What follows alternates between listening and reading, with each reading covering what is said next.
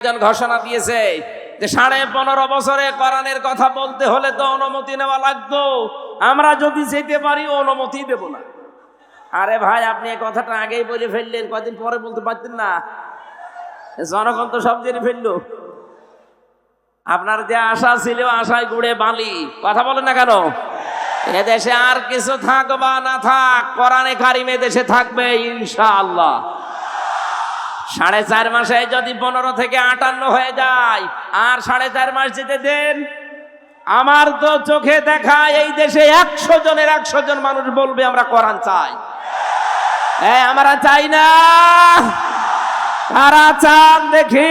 লিল্লাহে তাকবীর।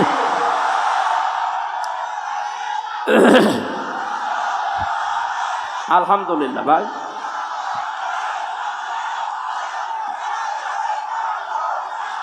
আমার ভাইরা, এই কথা বলছেন।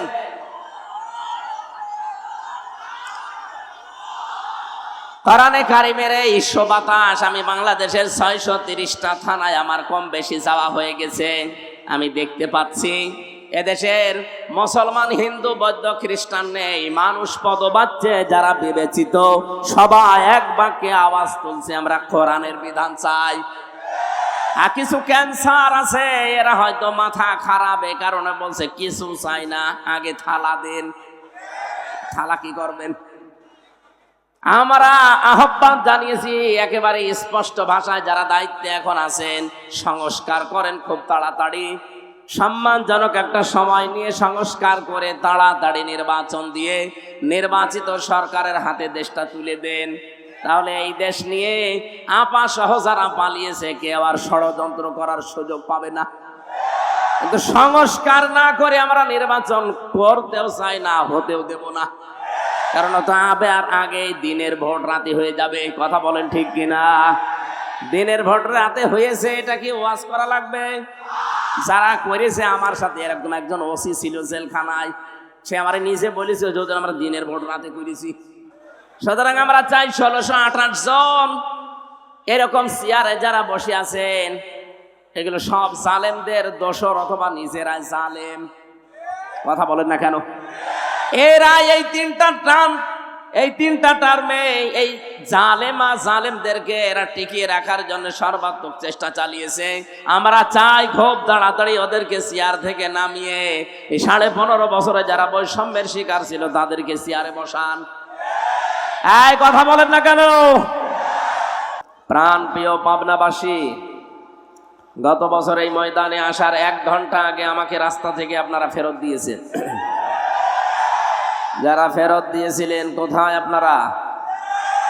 ওয়াকাযালিকা আখযু রাব্বিকা ইযা আখাযাল কুরা ওয়া হিয়া যালিমা ইন্না আখযাহু আলীমুন শাদীদ। সূরা হুদের 102 নম্বর আয়াতে আল্লাহ জানিয়েছেন, হে নবী, এইভাবে করে আমি যারা পাপিষ্ঠ তাদেরকে পাকড়াও করি। আর আমার ধরা বড় শক্ত ধরা, কারণ তারা জালেম ছিল।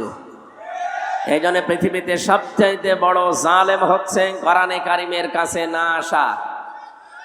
আমান আযলামু মিম্মান ইফতারা আলাল্লাহিল কাযিবা ওয়া হুয়া ইউদআ ইলাল ইসলাম আল্লাহু লা ইয়াহদিল কওমাজ জালিমিন। সূরা সফের ভেতরে আল্লাহ জানিয়েছেন, আমি আল্লাহর দৃষ্টিতে সব চাইতে বড় জালেম ওই লোকটা যাকে ইসলামের দিকে ডাকা হয় কিন্তু সে আল্লাহকে মিথ্যা প্রতিপন্ন করে। এই 15.5 বছরে এটা সব চাইতে বেশি ছিল। বলেন তো, আমি যতদিন কোরআনে কারিম হাতে নিয়ে আপনাদের ডাক দিয়েছি, আমার বাবার দিকে ডেকেছি, আমার দাদার দিকে ডেকেছি। আমি তো কোরআনের দিকেই ডাকতাম, আর আমি আন্দাজে ডাকি না, আমি বুঝে শুনে ডেকেছি। কুল হাদিহি সাবিলি আদউ ইলাল্লাহ আলা বাসীরাতিন আনা ওয়া মান ইত্তাবা'আনি ওয়া সুবহানাল্লাহি ওয়া মা আনা মিনাল মুশরিকিন। সূরা ইউসুফের 108 নম্বর আয়াতে আল্লাহ জানিয়েছেন, নবী আপনি বলুন এইটাই আমার পথ। আর আমি আন্দাজে ডাকি না, আমি বুঝে শুনে ডাকি। শুধু এটা আমার কাজ না, না ওয়ামান ইত্তাবানি, আমাকে যারা অনুসরণ করবে দুনিয়াতে তারা আল্লাহর দিকে মানুষকে ডাকবে। এ ঘোষণা কার? বিশ্ব নবীকে দিয়ে আল্লাহ এটা বলিয়েছেন যে আপনি বলেন আপনার অনুসারীদের প্রথম কাজ তারা আল্লাহর দিকে ডাকবে। হ্যাঁ আমি জানি আল্লাহর দিকে ডাকতে গেলে কোরআনে কারিম দিয়ে আপনি ডাকবেন, দেখবেন আপনার প্রতি বিপদ আপদ মুসিবত আসতে থাকবে।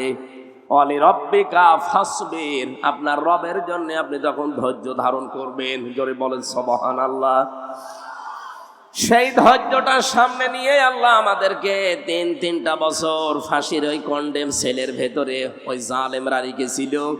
আল্লাহ ধৈর্যও দিয়েছিলেন, কারণ 3টা বছর ওরা আমাকে যোগাযোগ করতেও দেয়নি। বাইরে কারা আছে কারা মরে গেছে আমি তাও জানতাম না, কারণ আমার মামলা দিয়েছে একটা ঠনকো মামলা, অথচ রাখতো আমারে মার্ডার মামলার আসামি যেখানে থাকে ওই কন্ডেম সেলের ভেতরে।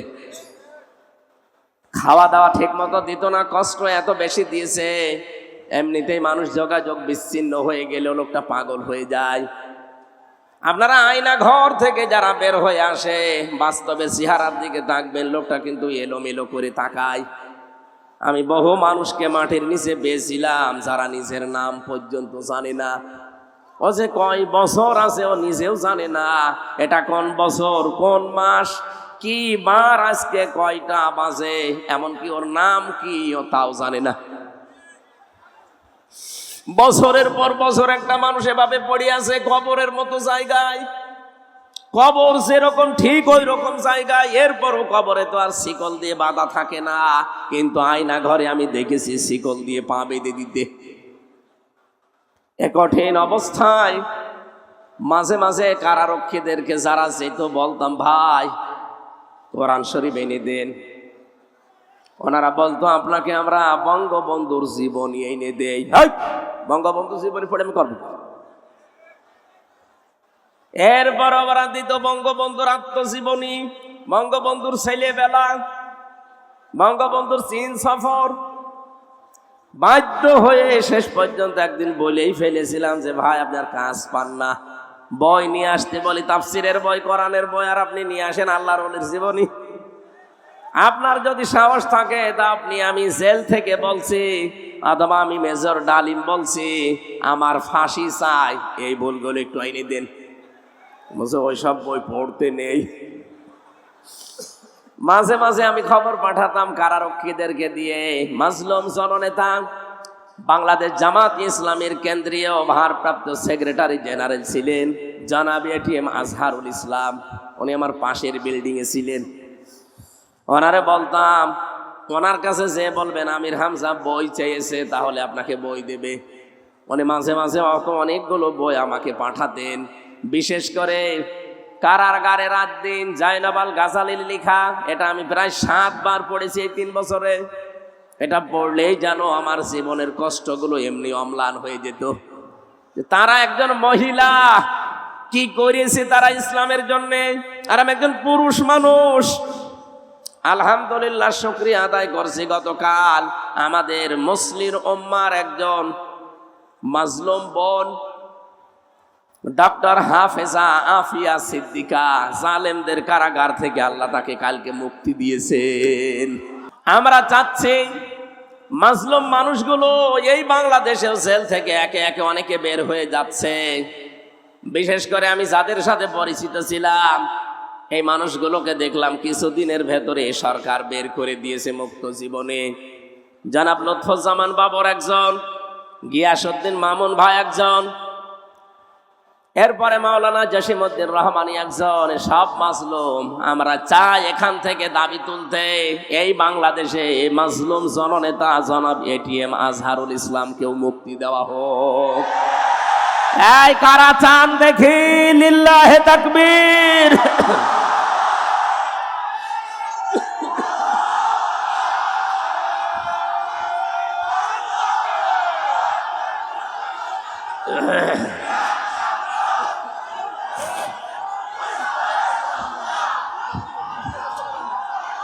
আলহামদুলিল্লাহ।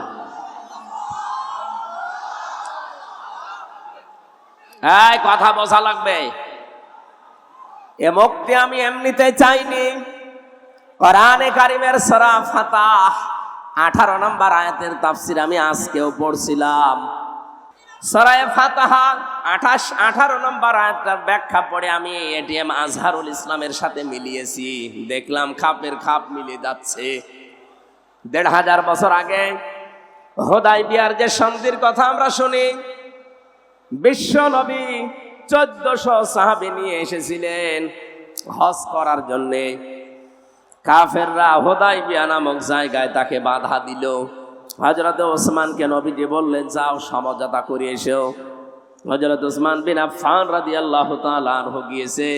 তারা ওসমানকে আটক করার পরে ঘোষণা দিয়েছে, কুতিলা ওসমান ইবনে আফফান রাদিয়াল্লাহু তাআলা আনহু। ওসমান ইবনে আফফানকে হত্যা করা হয়েছে, মেরে ফেলা হয়েছে।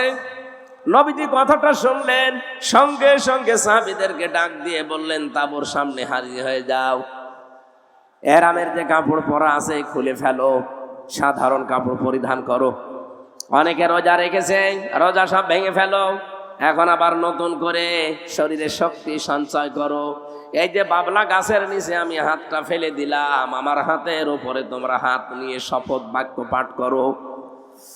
রব্বুল আলামিন বলেন, লাকাদ রাদিয়াল্লাহু আনিল মুমিনিনা ইয ইউবাইউনাকা তাহতাশ শাজারাতি ফাআলিমা মা ফি কুলুবিহিম ফানজালাস সাকিনাতা আলাইহিম ওয়া আসাবাহুম ফাতহান করিবা। আয়াতে 3টা সুসংবাদ আছে। সামনে যেটা আমাদের আসতেছে, আমি দেখতে পাচ্ছি কোরআনের আয়াতের দিকে তাকিয়ে। আল্লাহ আয়াত শুরুই করলেন লাকাদ দিয়ে। আল্লাহ পাক বলেন, অবশ্যই আমি আল্লাহ রাদিয়াল্লাহ, আমি রাজি হয়ে গেছি। আমি রাজি হব না, হয়ে গেছি। অবশ্যই আমি আল্লাহ রাজি হয়ে গেছি। আনিল মুমিনিনা, এই মুমিনদের উপরে, তাহতাশ শাজারাতে, এই গাছের নিচে, ইয ইউবাইউনাকা, যারা আপনার হাতের উপরে হাত দিয়ে বায়াত নিচ্ছে, শপথ পাঠ করছে, এই সবার উপরে আমি আল্লাহ রাজি হয়ে গেছি। তাফসিরে ফি জিলালিল কোরআন সাইয়্যিদ কুতুব রাহমাতুল্লাহ আলাইহি লিখেছেন, সঙ্গে সঙ্গে নবী নিজের বাম হাতটা সবার উপরে তুলে ধরলেন। সাহাবী জিজ্ঞাসা করলেন, হে নবী, আপনি বাম হাত তুলে ধরলেন কেন? নবীজি বলেন, আজকে যে 1399 জন এখানে আছো, আর একজন তো নেই, ওনাকে মেরে ফেলা, হত্যা করার কথা জানিয়েছে। সুতরাং আজকের এই শপথ বাক্যে, এই অনুষ্ঠানে যত মানুষ আমরা আছি, সবার উপরে আমার আল্লাহ সন্তুষ্ট হয়ে গেছে। আমরা সবাই এখানে এসেছি, সবাই আল্লাহর সন্তুষ্টি পেয়ে গেলাম। কিন্তু ওসমান এখানে নেই, ওসমানের উপরেও তো আল্লাহ রাজি হওয়া লাগবে। এজন্য এই হাতটা আমি তুলে ধরলাম, এটা ওসমানের হাত। তার মানে আজকের এই ময়দানে যে 1400 মানুষ আছে, একজনের উপরও আল্লাহর নারাজ নেই। প্রত্যেকের উপরে আল্লাহ খুশি হয়ে গেছে, সন্তুষ্ট হয়ে গেছে। কারণ মাত্র একটা, ওরা নিরপরাধ, একটা বিনা দোষে একটা মানুষকে ওরা হত্যা করার ঘোষণা শুধু দিয়েছিল, মেরে কিন্তু ফেলেনি, মিথ্যা ছড়িয়েছে। আল্লাহর নবী একজন মানুষকে বিনা কারণে, বিনা অপরাধে মেরে ফেলবেন, এইটা তিনি মেনে নিতে পারেননি। শুধু মেনে নিতে পারেননি তা না, নিজের সাথে 1399 জন যারা ছিল সবাইকে জীবন দেওয়ার জন্য তিনি বাক্য পাঠ করাচ্ছেন, শপথ। আজ বাংলাদেশে কত মানুষ বিনা অপরাধে, বিনা কারণে বিদায় হয়ে যায় জালেমদের চক্রান্তে। কথা বলেন না কেন? শহীদ মাওলানা আব্দুস সোবহান তার ভেতরে একজন। আপনি আন্দাজে যে দোষী দেন না কেন, শয়তানও বিশ্বাস করে না। শহীদ আল্লামা দেলাওয়ার হোসাইন সাইদি, শহীদ মাওলানা মতিয়ার রহমান নিজামী রহমতুল্লাহ আলাইহি, যতগুলো শহীদ হয়েছে আপনি তাদের পেছনের জীবন খোঁজ খবর নিয়ে দেখবেন, যে দোষে তারা দোষ দিয়েছে, একটা দোষও তাদের জীবনে ছিল না। আপনার দোষ নেই, আপনি যে গণহত্যার সাথে জড়িত, আপনার দোষ নেই। 2006 সালের 28 অক্টোবর জসিম ভাইকে আপনি পিটিয়ে মারার পরে তার লাশের উপর ড্যান্স দিয়েছেন। পৃথিবী ভুলে যায়নি। আমি সিরাজগঞ্জ থেকে একবার আসছিলাম, তখন বাসে আসতাম, 7 সাল। তখন ছোটখাটো ওয়াজগুলো আমাকে নিয়ে মানুষ করাতো। তখন আর গাড়ি নিয়ে যাওয়া দূরের কথা, বাসে গেলেও টাকা দিত না। 300 টাকা দিয়েছে কুষ্টিয়া থেকে সেই সিরাজগঞ্জে, যাওয়া আসা ভাড়াই লেগে যায় 220 টাকা। ওই সময় বাসে এসে শেষ করে এক ড্রাইভারের পেছনে বসে আছি, দেখলাম গাড়ি চলতে চলতে হঠাৎ বাম দিয়ে চালিয়ে দিল। ড্রাইভারকে বললাম, আপনি এমন করলেন? হুজুর দেখেন না একটা মরা কুকুর পড়ে আছে, আমি ডবল করে ওর গার ওপরে চাকা চালিয়ে দেব, আমার বিবেক নেই। আমি বললাম, আরে ভাই অত তো মরা কুকুর, তো মরে গেছে, ওকে মারলে কি আর না মারলে কি? ড্রাইভার আমার দিকে তাকিয়ে বলছে, হুজুর আপনি কি আসলেই হুজুর নাকি ভয় ধরেছেন? আপনি কেমন হুজুর? আপনি দেখেন যে একটা মরা কুকুর পড়ে আছে, আমি ডবল করে গাড়ি চালাবো, আমার বিবেক কি মরে গেছে? হ্যাঁ, এইটা শোনার জন্য আমি ছিলাম। আপনার নাম কি? বলছে সুব্রত। তার নাম শুনে বুঝলাম ওর ইমান নেই, কিন্তু বিবেক আছে। কথা বলে না কেন? ইমান নেই, কি আছে? বিবেকের তাড়নায় সে মরা জিনিস যদিও নিকৃষ্ট, তারপরে ডবল করে মারলো না, গাড়ি বাম দিয়ে চালালো, তারপরও ডাইরেক্ট দেয়নি, বিবেকে বাধা দিয়েছে। আর আপনি মানুষ, আপনি একজন হাজী সাহেবা, কিসের ইমান আপনার? আপনার ইমানও নেই, বিবেকও নেই। জীবিত মানুষের একটা লাঠি বৈঠা দিয়ে আপনি লগি বৈঠা দিয়ে পিটিয়ে মেরে ফেলার পরও যদি ছেড়ে দিতেন না, লাশের উপরে ড্যান্স দিলেন। আপনার বিবেক কিছুই নেই, বিবেকের উপরে কুকুরে প্রসাব করেছে, বলেন নাউজুবিল্লাহ। এই জন্য আমরা এই বাংলার 18 কোটি মানুষ এখন চাই 2006 28 অক্টোবর থেকে শুরু করে 24 সালের 5 অক্টোবর পর্যন্ত যত মানুষ হত্যা হয়েছে প্রতিটি হত্যার বিচার করা লাগবে। কথা বলেন না কেন? ওরা একজন মানুষকে হত্যার কথা জানিয়েছে, এই জন্য যদি নবী 1399 জন রেডি করিয়ে শুরু রেডি করেননি, ফরজ 2টা বিধান লঙ্ঘন করেছেন, একটা হজ আর একটা রোজা, বলে পরে করে নেব, আগে হত্যার বিচার না করে কোনোদিন আর মদিনায় ফেরত যাব না। ওরা এই ঘোষণা শোনার পরেই হযরত ওসমানকে ছেড়ে দিয়েছে। আমার তো মনে হচ্ছে আজকের এই বিশ্বে 210 কোটি মুসলমান আমরা, তামাম দুনিয়ায় কত 57টা মুসলিম রাষ্ট্র। এতগুলো মুসলিম রাষ্ট্র থেকে যদি একবারে এই মাসলুম লোকটার পক্ষে আমরা আওয়াজ তুলতে পারি যে না, বিনা অপরাধে কাউকে আমরা মেরে ফেলতে দেব না, আর কতদিন রাখবেন আপনি এভাবে কষ্ট দিয়ে? আমার মনে হয় আমরা যদি শপথ বাক্য পাঠ করতে পারি, ওই 1399 জনের উপরে আল্লাহ যেমন রাজি হয়ে গিয়েছিলেন, আমাদের উপরও আল্লাহ রাজি হয়ে যাবে। আল্লাহ পাক বলেন, তাদের মনে যেটা ছিল ওইটা কিন্তু আমি জানতাম। সুতরাং আমাদের মনের কথা না মুখের কথা, এটা কিন্তু আল্লাহ জানে। এই মাজলুম লোকটাকে জেলখানার এই অন্ধ প্রকোষ্ঠ থেকে বের করতে আমরা যেটা বললাম, এটা কি আমাদের মুখের কথা না মনের কথা? আরো জোরে বলেন। আল্লাহ বলেন, মনের কথা যদি হয়, ফাআনজালাস সাকিনাতা আলাইহিম, তাদের উপরে আল্লাহর রহমত সাকিনা এটা নাজিল হবে। ওয়াসাবাহুম ফাতাহান করিবা, তাদেরকে একটা আচ্ছন্ন নিকটবর্তী বিজয়ের সুসংবাদ আল্লাহ দেবেন। এই আয়াত অনুযায়ী সামনে আমরা যেটা দেখতে পাচ্ছি, এই বাংলাদেশে মাজলুমদের পক্ষে থাকলে আল্লাহর সাকিনা পাওয়া যাবে, আল্লাহর সুনির্দিষ্ট বিজয় আমাদের সামনে আসবে। এই বিজয় আমরা দেখতে পাই না? দেখতে পাই তখন যখন দেখি অন্য ধর্মের মানুষেরা এই কথা জানায় যে 54 বছর আমরা বহু কিছু দেখেছি, শান্তি পাইনি, আমরা এখন দেখতে চাই এই দেশে আল্লাহর কোরআনে কারিমের বিধান কায়েম হয়েছে।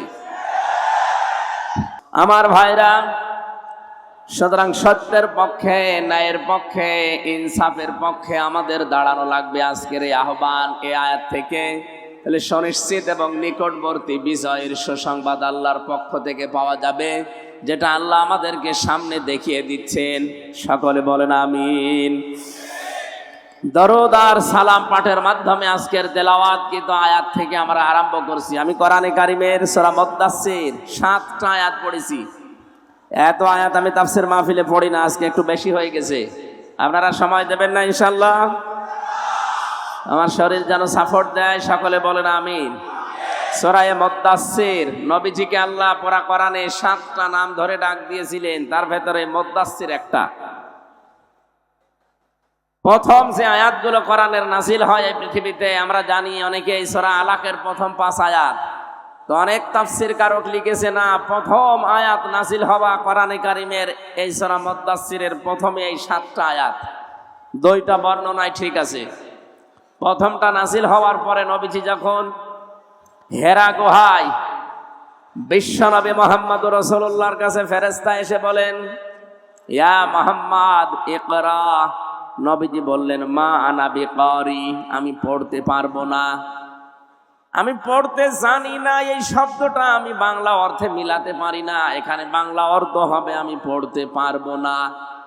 পড়তে পারবেন না মানে আমি বলে বলে দে, আপনি পড়েন ইকরা ইকরা ইকরা। এই এদিকে তাকান, গুরুত্বপূর্ণ একটা তথ্য এখানে আছে। তিনবার তিনি বললেন মুহাম্মদ পড়েন, তিনি বললেন আমি পড়তে পারবো না, আমি পড়তে জানি না। এ শব্দ আমরা যদিও বাংলায় অর্থ করি, বাংলা অর্থ হবে আমি পড়তে পারবো না। কেন পারবেন না?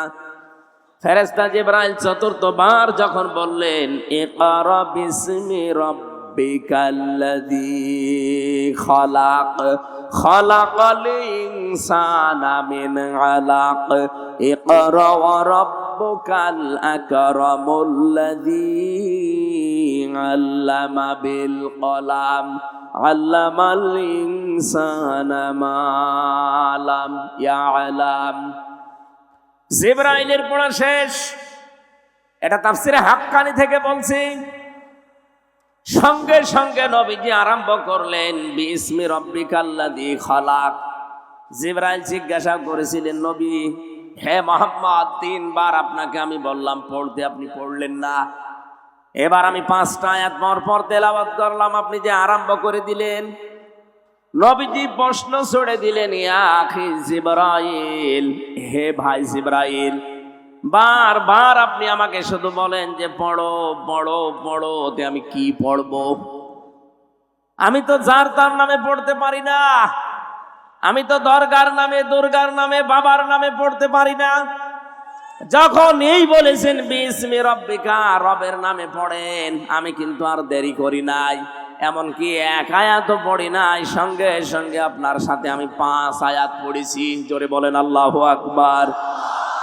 এখান থেকে নবীজি তার উম্মতদেরকে কিয়ামত পর্যন্ত শিক্ষা দিতে চাইলেন, আমার উম্মতেরা পৃথিবীতে যদি লেখাপড়া করতে হয়, এই পৃথিবীর কারো নামে পড়া জায়েজ নেই, পড়তে হবে কার নামে? আরো জোরে বলেন কার নামে?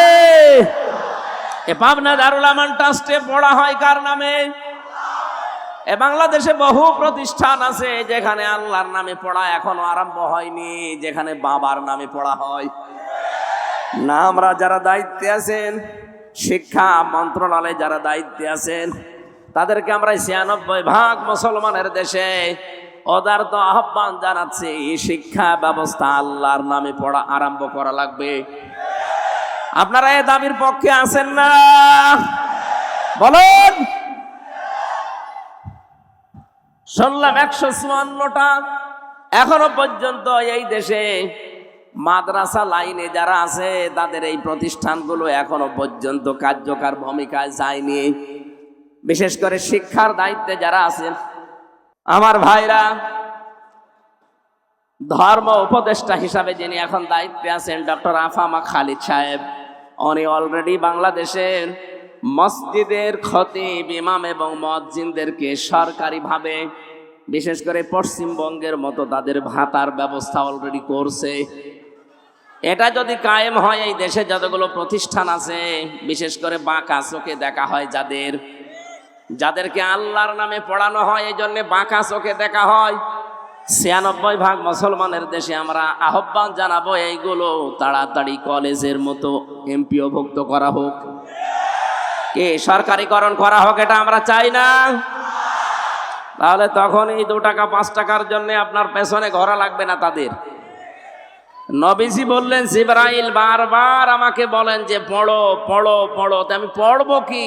যখনই বলেছে বিসমি রব্বিকা, রবের নামে, তখন আমি আর দেরি করি নাই। সুতরাং আহ্বান জানাবো আমাদের ছেলে মেয়ে যাদের আছে এইরকম প্রতিষ্ঠান, যেখানে পাবেন অন্তত 3 থেকে 5 বছর আপনি ছোটকালে তাদেরকে কোরআনের সাথে সম্পৃক্ত করার জন্য পড়াবেন। কারণ কোরআনের সাথে সম্পর্ক মানেই রবের সাথে সম্পর্ক। কথা বলেন ঠিক কিনা? 3 থেকে 5 বছর আপনি একটু চেষ্টা চালান, এরপর আপনার ছেলেকে আপনি ডক্টর বানান, ডাক্তার বানান, ইঞ্জিনিয়ার বানান, ডিসি বানান, এসপি বানান, যা বানাবেন কোনো অসুবিধা নেই।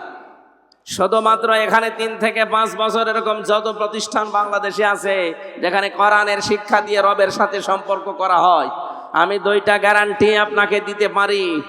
এই 3 বছর 5 বছরের কারণে আপনার ছেলে কোনো দিন নেশা করবে না। 2 নম্বরে, কোনো দিন শেষ বয়সে আপনাকে বৃদ্ধাশ্রমে রেখে আসবে না। কয়েকদিন আগে আমি নীলফামারীর কিশোরগঞ্জ থানায় গিয়েছিলাম। ওরা আমাকে বৃদ্ধাশ্রমে নিয়ে গেল দেখার জন্য। যে দেখি এইদিকে 25 জন, এইদিকে 25 জন, 50 জন মা আর বাবা বসে আছে। এদের চেহারার দিকে তাকিয়ে আমি বুঝতে পেরেছি সবাই তার সন্তানের জন্য বরদোয়া করছে। তাদেরও তো আমাদের মতো ছেলে মেয়ে নেই। কথা বলেন না কেন? আমি 2 জনের সাথে কথা বলেছিলাম, একজনের ছেলে ডিসি আর একজনের ছেলে আমেরিকায় থাকে, অথচ মা আর বাবা 2 জন বৃদ্ধাশ্রমে।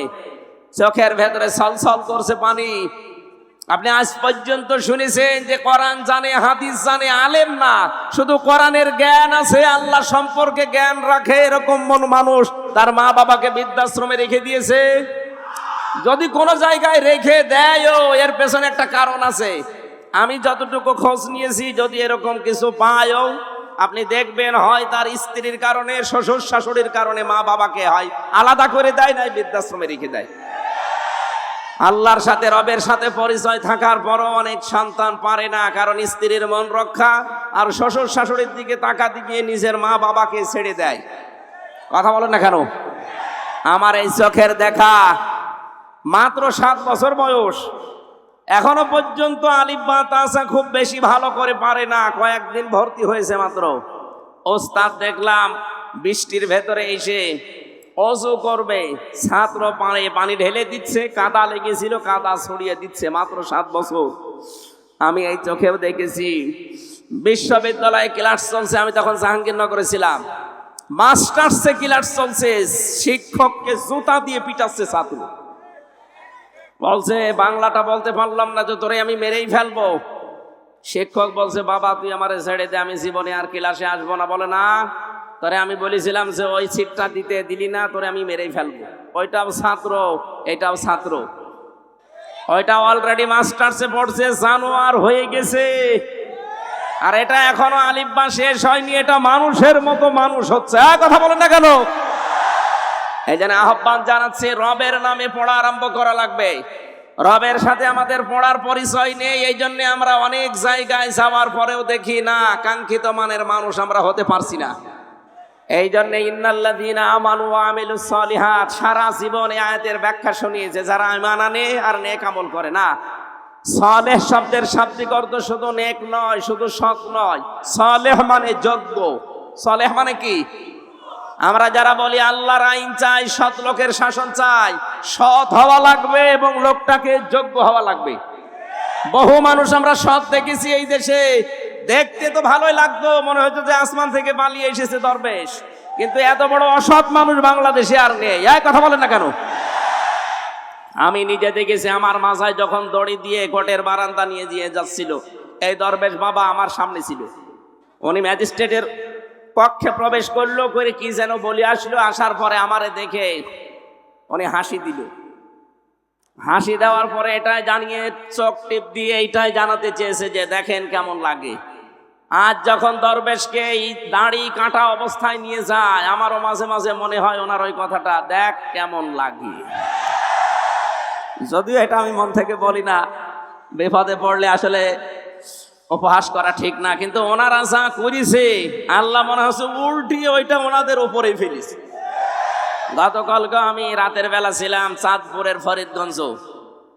ওই জায়গায় যেই মহিলা এতদিন পর্যন্ত আওয়াজ দিত যে ফিটনেসবিহীন বিএনপি, লাইসেন্সবিহীন জামাত, আল্লাহ ওনারে পুরা কথাটা উল্টিয়ে ওনার শরীরের ওপরে আজ লাগিয়েছে। ওনার শরীরের কোনো ফিটনেস নেই, আর ওনার লাইসেন্স তো শেষ। আর কথা বলছে না কেন? আমি তো আর রাজনৈতিক নেতা না যে রাজনৈতিক কথা বলবো, ইঙ্গিত দিলাম। দুনিয়াতে যে যা করছেন ওইটা কিন্তু আল্লাহ উল্টিয়ে আপনার উপরে ফেলে দেবে। এই জন্য এমন কিছু করবেন না। সালেহ মানে কি বলছিলাম যেন? যজ্ঞ। জোরে বলেন কি? এই জন্য এই যজ্ঞ করে করে তুলতে হলে এই দেশে যারা কাজ করছে মানব জাতির পেছনে, আপনি তাদের কাছে থাকবেন। কারা কাজ করছে আপনার বিবেক আছে, আপনি দেখে নিন। যারা ছোটবেলা থেকে গড়ে তুলতে চায় আপনার সন্তানকে, আপনার ছেলেকে, আপনার মেয়েকে, আমি যেহেতু এখনো পর্যন্ত এরকম বয়সে আছি, এজন্য আমার এই চোখে আমি যা দেখতে পাচ্ছি তাই আপনাকে শোনাচ্ছি। যারা মানুষকে সৎ এবং যোগ্য করে গড়ে তুলতে চায়, আপনার ইমানি দায়িত্ব হবে এখন আপনার ছেলে মেয়েকে ঠিক তাদের কাছে নিজে হাত ধরে দিয়ে আসা।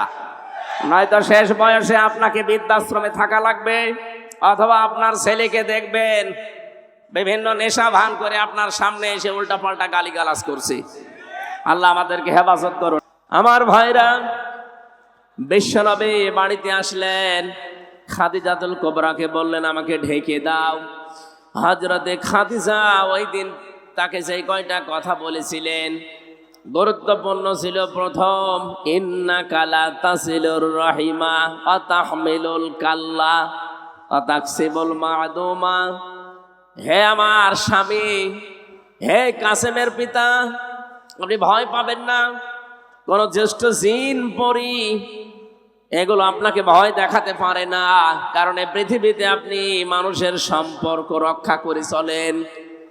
পাবনাবাসী হযরতে খাদিজাতুল কুবরার এই কথা থেকে প্রতীয়মান হয় যে মানুষ আমরা দুনিয়াতে মানুষের সম্পর্ক ঠিক রাখতে পারি, বিশেষ করে আত্মীয়তার সম্পর্ক, রক্তের সম্পর্ক, দলীয় সম্পর্ক, জনগণের সম্পর্ক, এগুলো যারা এই পৃথিবীতে আমরা ঠিক রাখতে পারি, তাদের ভেতর থেকে যত রকমের ভয় আছে আমার আল্লাহ নিজের পক্ষ থেকে দূর করে দেন। বলেন সুবহানাল্লাহ।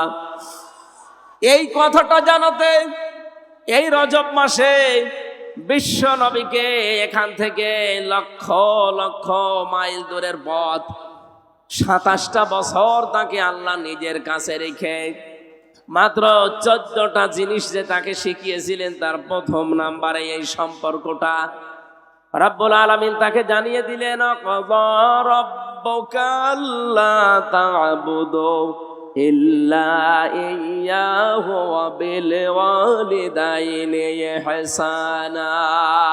খুব ভালো করে শুনবেন। 53টা বছর, 40 বছরে তিনি নবুয়ত পাওয়ার পরে 13টা বছর জুলুম, অত্যাচার, নির্যাতনের স্টিম রোলার তার উপরে চলছে। তিনি 3 বছর শিয়াবে আবি তালিবের 3টা বছর তিনি জেলখানায়ও ছিলেন। এ কঠিন পরিস্থিতির পরে আমার আল্লাহ তাকে সুসংবাদ দিলেন, হে নবী, আপনাকে আমি সামনে একটা কল্যাণময় রাষ্ট্র পরিচালনার দায়িত্ব দেব। এই জন্য যেদিন হিজরত করার সময় তাকে আল্লাহ নিজে শিখিয়ে দিয়েছিলেন, মিল্লাদুনকা সুলতানান নাসীরা। হে নবী, আপনি এই কঠিন মুহূর্ত পার করবেন। আজকে চারিদিকে 24 জন কাফের আপনাকে ঘিরে রেখেছে। আপনার বাড়ি এখান থেকে পথও সেরকম না, বিশাল কঙ্কটা কাঁটাযুক্ত এরকম কঠিন একটা পথ আপনাকে পাড়ি দেওয়া লাগবে, প্রায় 600 কিলোমিটারের মতো, 450 মাইল। এই বিশাল পথ পাড়ি দিয়ে যেখানে যাবেন ওই জায়গায় আপনার সব লোক আপনার পক্ষে না। এই বিশাল কাজ কারবার গুলো করার পর একটা রাষ্ট্র আপনাকে আমি আল্লাহ উপহার দেব। এই জন্য দোয়াটা আপনি আমার কাছে করেন। আজ যারা কথা বললেই বলেন মাওলানা মানুষ, হুজুর মানুষ, পীর সাহেব মানুষ, এরা ময়দানে আসবে কেন? এরা পরিবার, সমাজ, রাষ্ট্র নিয়ে এরা কথা বলবে কেন? কথা বলতে গেলে এদেরকে আপনি ধর্ম ব্যবসায়ী বানিয়ে দেন, এদের নামে আপনি এই ট্যাগটা দিয়ে দেন। ভালো করে শোনেন, আল্লাহ নিজে নবীকে শিখিয়েছেন যে আমার কাছে দোয়া করেন যে একটা কল্যাণকর রাষ্ট্র ক্ষমতা আমাকে দাও যার ভেতরে তোমার সাহায্য থাকে। এজন্য মানুষকে বানানোর যে তিনটা উদ্দেশ্য আমরা পুরা কোরআনে পেয়েছি, তার প্রথম উদ্দেশ্য আল্লাহ জানিয়েছেন, এদিকে তাকান, ইন্নী জাইলুম ফিল আরদি খলিফা। ফেরেশতাদেরকে আল্লাহ বলেছিলেন আমি পৃথিবীতে মানুষ পাঠাতে চাই। কি হিসাবে পাঠাবো? আমার খলিফা হিসাবে। খলিফা মানে প্রতিনিধি, খলিফা মানে, জবান খোলেন, খলিফা মানে কি? আল্লাহর যেই কাজটা করার দরকার উনি না করে ওনার প্রতিনিধি পাঠিয়েছেন, সেইটাই আমরা। প্রতিনিধিকে আল্লাহ পাঠালেন কোথায়? জাইলুম ফিল আরদি, জমিনে। কোন জায়গায়? আরো জোরে বলেন। পাবনাবাসী জবান খুলে উত্তর দেবেন, আমরা কি আজ আল্লাহর খলিফা হিসাবে জমিনে আছি? না, জমিনটা জালেমরা ফাঁকা পেয়েছে, এই জন্য তো 180 মাইল বেগে চালাচ্ছিল। হঠাৎ আমরা যখন জমিনে খানকা থেকে, মাজার থেকে, বিভিন্ন মাদ্রাসা থেকে, মসজিদ থেকে, বিভিন্ন ঘর বাড়ি থেকে যখন জমিনের ভেতরে এসে দাঁড়িয়েছি, জালেমরা তখন অলরেডি পালিয়ে গেছে। জমিন এখন ফাঁকা। এই মুহূর্তে আল্লাহর খলিফাদের কাজ হবে তার খেলাফতে এই জমিনে কায়েম করা। তিনটা উদ্দেশ্যের কথা বলছিলাম, তার প্রথম এইটা। রব্বুল আলামিন বলেন, ফেরেশতারা আমাকে জিজ্ঞাসা করছিল, আল্লাহ তুমি কি এদেরকে তাসবিহ তাহলিল জিকির আজগারের জন্য বানাবে নাকি? আল্লাহ সাফ জবাব দিয়েছেন, না, তাসবিহ তাহলিল জিকির আজগারের জন্য আমি খলিফা দুনিয়ায় পাঠাবো না, আমি জমিনে খলিফা পাঠাতে চাই আমার আইন প্রতিষ্ঠা করার জন্য। বলেন মারহাবা। আল্লাহর যে উদ্দেশ্য, সেই উদ্দেশ্য যারা সফল করতে চায় তারাই আমার আল্লাহর আসল বান্দা।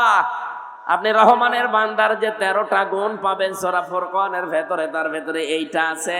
রহমানের বান্দা তারা যারা এই জমিনে আল্লাহর বিধানকে, এই ফুরকানকে কায়েম করার জন্য যারা চেষ্টা চালায়। এই বাংলাদেশে যত মানুষ এখন আমরা বাস করছি, একটা খুশির সংবাদ বলছি, আগস্টের 5 তারিখের আগ পর্যন্ত এই দেশে মাত্র 100 জনের 15 জন মানুষ খেলাফতের এই দায়িত্বের ঘোষণা দিত। কত? পাবনাবাসী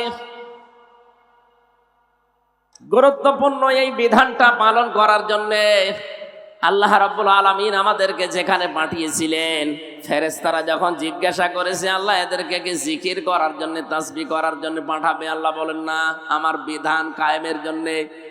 এই জন্য সূরা ফুরকানের থেকে যে উদাহরণ দিলাম, রহমানের বান্দা আমরা যারা এই দেশে আছি দাবি করতাম এতদিন, আমি একটা জরিপ পেয়েছিলাম, 100 জনের মাত্র 15 জন চাইতো এ দেশে আল্লাহর বিধান কায়েম হোক আগস্টের 5 তারিখের আগে। অথচ 4.5 মাস পরে জানুয়ারিতে একটা রিপোর্ট পেয়েছিলাম, এই দেশে এখন 100 জনের 58 জন মানুষ চাচ্ছে আল্লাহর বিধানে জমিনে কায়েম হোক। কয়েক মাসের ব্যবধানে মানুষের পরিবর্তন এত এসে গেছে, হিন্দু পর্যন্ত এখন চাচ্ছে কোরআনের বিধান কায়েম হোক। কয়েকদিন আগে জামাত ইসলামের শ্রদ্ধাভাজন আমির জামাত গাইবান্ধায় গিয়েছিলেন। একজন পুরোহিত, একজন ঠাকুর, হিন্দু বেটা, উনি আগে বক্তব্য দিতে গিয়ে জানিয়েছেন এই দেশে কোরআনের বিধান কায়েম হলে আমরা সবচাইতে বেশি নিরাপদে থাকতে পারবো। এই জন্য জালেমদের তো মাথা খারাপ এতদিন ছিল, এখন অনেক মুনাফিক মানুষের মাথা দেখছি খারাপ হয়ে গেছে। ওরাও তো এগুলো দেখে যে হচ্ছেটা কি। এই জন্য মাওলানা মিজানুর রহমান আজহারি একটা কি যেন ট্রান্স দিয়েছে, অনেকের মাথায় গিয়ে লেগেছে। উনি শুধু ট্রান্স দিয়েছিল, এতদিন এক দল খেয়েছে আর এক দল খাওয়ার জন্য রেডি হয়ে আছে। আপনারে বলিছে, কয়েকদিন আগে আমার সিলেটে ওনার সাথে অনুষ্ঠান ছিল, উনি আমার বলছে, হামজা ভাই আমি বললাম যে একদল খেয়েছে আর এক দল খাওয়ার জন্য রেডি হয়ে আছে, একটা গ্রুপ দেখলাম গায়ে মেখে নিল। কারণ কি? আমি তো আর কাউকে উদ্দেশ্য করে বলি নাই। এই দেশে 48টা প্রায় নিবন্ধিত দল, আরো আছে নিবন্ধনের বাইরে, সব মিলে প্রায় 73টার উপরে। কারো গায়ে লাগে না, আপনার গায়ে লেগেছে কোন কারণে? তার মানে অবশ্যই আপনি এরকম কিছু করবেন বলে আশা করি আছেন। গত 2 দিন আগে একজন ঘোষণা দিয়েছে যে 15.5 বছরে কোরআনের কথা বলতে হলে তো অনুমতি নেওয়া লাগতো, আমরা যদি যেতে পারি অনুমতি দেব না। আরে ভাই, আপনি এই কথাটা আগেই বলে ফেললেন, কদিন পরে বলতে পারতেন না? জনগণ তো সব জেনে ফেললো। আপনার যে আশা ছিল, আশায় গুড়ে বালি। কথা বলেন না কেন? এদেশে আর কিছু থাক বা না থাক, কোরআনে কারিম এদেশে থাকবে ইনশাআল্লাহ। 4.5 মাসে যদি 15 থেকে 58 হয়ে যায়, আর 4.5 মাস যেতে দেন। আমার তো চোখে দেখা এই দেশে 100 জনের 100 জন মানুষ বলবে আমরা কোরআন চাই। আমরা চাই না। কারা চান দেখি? লিল্লাহে তাকবীর।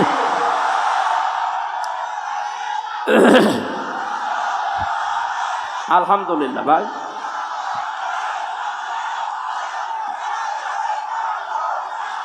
আমার ভাইরা, কথা বলছেন।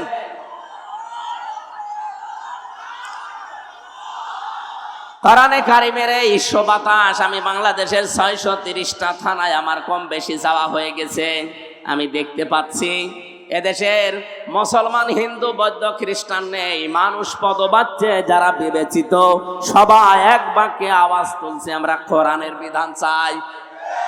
আর কিছু ক্যান্সার আছে, এরা হয়তো মাথা খারাপ, এ কারণে বলছে কিছু চাই না, আগে থালা দেন। থালা কি করবেন? আমরা আহ্বান জানিয়েছি একেবারে স্পষ্ট ভাষায়, যারা দায়িত্বে এখন আছেন সংস্কার করেন খুব তাড়াতাড়ি, সম্মানজনক একটা সময় নিয়ে সংস্কার করে তাড়াতাড়ি নির্বাচন দিয়ে নির্বাচিত সরকারের হাতে দেশটা তুলে দেন। তাহলে এই দেশ নিয়ে আপা সহ যারা পালিয়েছে কেউ আর ষড়যন্ত্র করার সুযোগ পাবে না। কিন্তু সংস্কার না করে আমরা নির্বাচন করতেও চাই না, হতেও দেব না। কারণ তো আর আগে দিনের ভোট রাতে হয়ে যাবে। কথা বলেন ঠিক কিনা? দিনের ভোট রাতে হয়েছে, এটা কি ওয়াজ করা লাগবে? যারা করেছে আমার সাথে, এরকম একজন ওসি ছিল জেলখানায়, সে আমার নিজে বলেছে যদি আমরা দিনের ভোট রাতে করেছি। সুতরাং আমরা চাই 1628 জন এরকম চেয়ারে যারা বসে আছেন, এগুলো সব জালেমদের দোসর অথবা নিজেরাই জালেম। কথা বলেন না কেন? এরা এই তিনটা টার্মে এই জালেমদেরকে এরা টিকিয়ে রাখার জন্য সর্বাত্মক চেষ্টা চালিয়েছে। আমরা চাই খুব তাড়াতাড়ি ওদেরকে চেয়ার থেকে নামিয়ে এই 15.5 বছরে যারা বৈষম্যের শিকার ছিল তাদেরকে চেয়ারে বসান। কথা বলেন না কেন? নয়তো ওইভাবে যদি আবার আমতা করে দিয়ে দেওয়া হয়, একবারে ডিক্লিয়ার দিয়ে দেবে 154 জন, দিনের ভোট রাতে হয়ে যাবে, আগে যা ছিল তাই। তাহলে তো ওরাই থাকা ভালো ছিল। এক লোক বিবাহ করার পরে বাসর রাত্রে এখনো স্ত্রীর কাছে যায়নি, শাশুড়ি এসে বলছে বৌমা কি করবা জানি না, আমার কিন্তু নাতি চাই। বলছে মা আপনি সময় দেবেন না। ননদ যে বলছে ভাবি কি করবা জানি না, আমার কিন্তু ভাতিজা চাই। দাদি শাশুড়ি গিয়ে বলছে কি করবা জানি না, আমাদের কিন্তু পুতি চাই। স্বামী এবার এসে বলছে বউ ঘুমিয়ে পড়ো, কিন্তু আমার বেবি চাই। স্ত্রী বলছে দাঁড়ান, আপনার কি সব পাগলের বংশ? এখনো বাসরই হয়নি, এখনো বাসর হয়নি, এরপরে এর ভেতরে আপনার মা এসে চায় নাতি, আপনার দাদি এসে চায় পুতি, আপনার বোন এসে চায় ভাতিজা, আর আপনি যে এসে চাচ্ছেন বেবি। আমি এগুলো ডাউনলোড করে নিয়ে আসবো, সময় দেবেন না? আগে অন্তত বাসর হোক, অন্তত 10 মাস 10 দিন সময় দেন, তারপরে যে যা চেয়েছেন সবগুলোই দেব। কিন্তু আমার 1টা বছর সময় দেওয়া লাগবে। কথা বলেন ঠিক কিনা? আরে ভাই, যারা দায়িত্ব নিয়েছে এরা তো একটাও রাজনীতিবিদ না, সব ব্যবসায়ী, এক একজন এক এক দিকের। তাই আপনি 1টা বছরও সময় দিলেন না, বেবি ডাক শুনবেন কি করে? এই জন্য আমরা কাঙ্ক্ষিত মানের সময় দিতে চাই, সম্মানজনক সময় নিয়ে তারা খুব তাড়াতাড়ি সংস্কার করে এদেশে এমন জায়গায় নিয়ে যাক যেন আমার ভোট আমি দেব, যাকে খুশি তাকে দেব। কথা বলেন ঠিক কিনা? আমার ভাইরা, বিশ্বনবী মুহাম্মদুর রাসূলুল্লাহ আল্লাহ রাব্বুল আলামিন তাকে ডাক দিয়ে বললেন, হে নবী, আপনি আমার কাছে এই দোয়াটা করেন যে আমি রাষ্ট্রীয় ক্ষমতা চাই। আজ যারা এই দেশে এই কথা আহ্বান জানায় আপনাদেরকে যে আমরা রাষ্ট্রীয় ক্ষমতায় যেতে চাই, কারণ আমরা এই কোরআনে কারিমকে প্রতিষ্ঠা করতে চাই, ওদের মনের ভেতরে যদি দুনিয়ার কোনো কামনা বাসনা থাকে, আপনি মাস্ট বি তার পেছনে থাকবেন না। কি কথা বুঝতেছেন? কারণ এই মানুষগুলো অলরেডি শপথ নেওয়ার সময় আল্লাহকে কথা জানিয়েই দিয়েছে, ইন্না সলাতি ওয়া নুসুকি ওয়া মাহইয়ায়া ওয়া মামাতি লিল্লাহি রাব্বিল আলামিন। আমার নামাজ, আমার কোরবানি, আমার বেঁচে থাকা, আমার মরে যাওয়া, আমি সব আল্লাহকে দিয়ে দিয়েছি। সুতরাং এই শপথ যারা পাঠ করে, এই মানুষগুলো নিজের জন্য অন্তত কিছু করবে না। যদি করে, সে মুনাফিক হয়ে কিয়ামতে উঠবে। কারণ সে আল্লাহর কাছে অঙ্গীকার দিয়েছে। কথা বলেন না কেন? যারা অঙ্গীকার আবদ্ধ হয়েছে, আপনি মাস্ট বি তাদের পেছনে থাকবেন। কারণ ওই মানুষগুলো তার জীবন, মরণ, নামাজ, ত্যাগ, তিতিক্ষা, কোরবানি অলরেডি আল্লাহকে দিয়ে দিয়েছে, ঘোষণা দিয়েছে। এই এরা এত আওয়াজ করে কেন?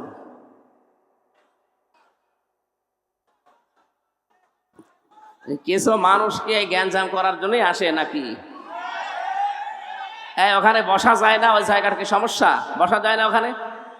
কি সমস্যা? কি স্বেচ্ছাসেবক নেই, হাতে কিছু নেন না কেন? ভাই থাক। সুবহানাল্লাহ, আলহামদুলিল্লাহ, লা ইলাহা ইল্লাল্লাহ, লা ইলাহা ইল্লাল্লাহ, মুহাম্মাদুর রাসূলুল্লাহ। পাবনাবাসী স্ত্রী অভয় দিচ্ছে এই কথা বলে যে আপনি ভয় পাবেন না, কারণ যারা সম্পর্ক ঠিক রাখে এদের ভেতরে কোনো ভয় আল্লাহ রাখে না। আজ বাংলাদেশে যারা সত্যি রক্তের সম্পর্ক, যারা আত্মীয়তার সম্পর্ক ঠিক রাখে, আপনি তাদেরকে দেখবেন এই মানুষগুলো ভয় ভীতির ঊর্ধ্বে উঠে গেছে। এদের ভেতরে কোনো ভয় নেই। নবীজিকে 2 নম্বরে হযরতে খাদিজা বলেছিলেন, তাহমিলুল কাল্লা, আপনি ভয় পাবেন না, আপনি তো মানুষের বোঝা বহন করেন, দুঃখের বোঝা, কষ্টের বোঝা, ঋণের বোঝা, আপনি এগুলো বহন করে দেন। এই দেশে যারা মানুষের বোঝাগুলো কাঁধে নিয়ে কষ্ট সহ্য করে, নিজে কিন্তু অন্যকে বুঝতে দেয় না, আপনি দেখবেন তাদের ভেতর থেকে আল্লাহ বিভিন্ন ভয় দূর করে দিয়েছে। আর যারা মানুষকে বোঝা আরো দিয়ে গেল, কষ্টের বোঝা, দুঃখের বোঝা, ঋণের বোঝা, তাদের ভেতরে কত রকমের ভয় আমার আল্লাহ চাপিয়ে দিয়েছে। কথা বলেন ঠিক কিনা? এত ভয় তাদের ভেতরে আল্লাহ ঢুকিয়েছে যে খাবার খাবে সে সময় ভয়তে পায়নি। এমনকি 5 মিনিট সময় দিয়েছে, তাও জনগণ তাকে দিতে চায়নি। তাড়াতাড়ি ভাগেন, ভয়তে তাড়াতাড়ি ভেগে গেছে। আমরা যদি আজ দুঃখের বোঝাগুলো দিয়ে না যেতাম, এই যে 2732 জন মানুষ মারা গেল, 2780 জনের উপরে এখন বিভিন্ন অঙ্গ প্রত্যঙ্গ হারিয়ে হাসপাতালে কাতরায়। এরা পরিবারের জন্য, সমাজের জন্য, দেশের জন্য বিশাল বোঝা। এই বোঝাটা যিনি দিয়ে গেলেন, আপনি না দিলেও পারতেন। আপনি যদি আগেই বলতেন ঠিক আছে আমি ছেড়ে দিলাম, তাহলে এই বোঝাগুলো বাংলাদেশে হয় না। কথা বলেন ঠিক কিনা? নিজে তো চলে গেলেন, এই বোঝাগুলো দিয়ে গেলেন কোন কারণে? কত কোটি কোটি টাকা ঋণের বোঝা দিয়ে গেলেন। এই দেশে বিভিন্ন জিনিসের দাম কমা দূরের কথা, আরো বাড়তেছে, কারণ এই শয়তানদের ঋণের বোঝার কারণে। একজন বেগম পাড়া বানিয়েছে, সাহেব পাড়া বানিয়েছে, এক দরবেশি 36,000 কোটি টাকা মারিং কাটিং করেছে। বাকি সেগুলো দরবেশ না, ধরবেশ। ওরা যে কি করেছে আল্লাহ জানে, আর ওরা জানে। এই জন্য দেশটা আবার দাঁড়াবে। আমার মনে হয় খুব তাড়াতাড়ি যারা দায়িত্বে আছেন, বাইরে যত টাকা এই শয়তানরা পাঠিয়েছে, টাকাগুলো আবার তাড়াতাড়ি ফেরত নিয়ে আসেন।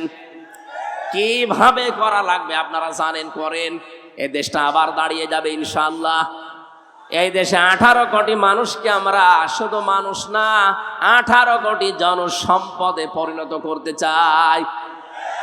কয়েকদিন আগে এক পাইলট আমারে বলছিল, ওই দিন আমি মৌলভীবাজার যাচ্ছিলাম, বিভিন্ন রকমের জিনিস যখন দেখতে দেখতে যাচ্ছিলাম হেলিকপ্টারে, উনি আমারে বলছে, হুজুর এই যে এই ফ্যাক্টরিগুলো, এগুলো যদি কায়েম করা হতো, এদেশে 36 লাখ যুবক এখন বেকার, এদের কর্মসংস্থানগুলো তৈরি হলে দেশটা তো দাঁড়িয়ে যেত।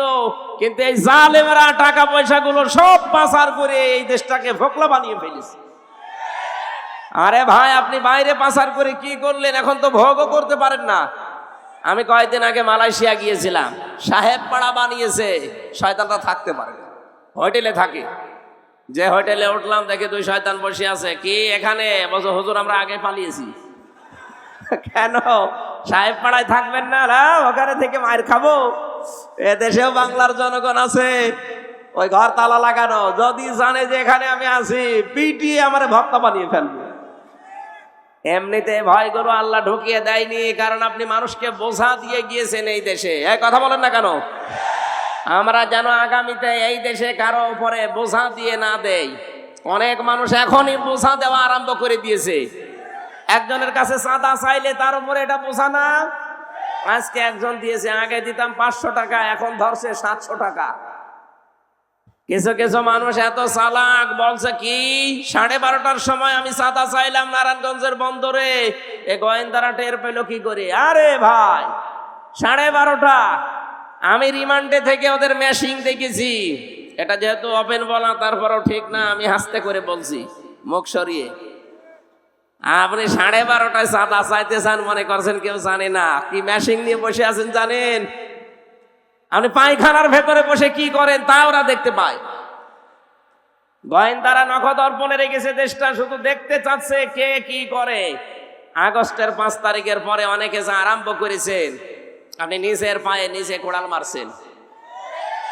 ওরা কিন্তু দেখতেছে আসলে কে কেমন দেশটাকে ভালোবাসে, জনগণকে ভালোবাসে। ওদের বোঝা আমার মনে হয় প্রায় হয়ে গেছে। আপনারা যা করছেন একটা মাজলুম দলের উপরে, আর একটা মাজলুম দল, এই 17 দল বাদ দিয়ে 14 দল বাদ দিয়ে যা ছিল এই দেশে সব মাজলুম। সুতরাং এই মাজলুম দলটাকে ডোবানোর জন্য অনেকেই কিন্তু উঠে পড়ে লেগেছে। কেউ কেউ আলেমের বিরুদ্ধে লিখেছে, কেউ এই দলের বিরুদ্ধে লিখেছে। এই জন্য আপনাকে আমরা আহ্বান জানাই, যারা দায়িত্বে আছেন এই ক্যান্সার গুলোকে বাদ দিয়ে দেন। এই আয়াতের ভেতরে আমরা যেগুলো পড়েছিলাম, এখানে বাংলাদেশের কিছু মানুষের চরিত্রের মিল আছে। ওই জামানায় নবীজি কোরআন প্রচার আরম্ভ করলে অলিদ বিন মুগিরা নবীজিকে 5টা নাম দিয়েছিল তার সভাসদ বর্গের কাছে। কয়টা বলেন বলেন?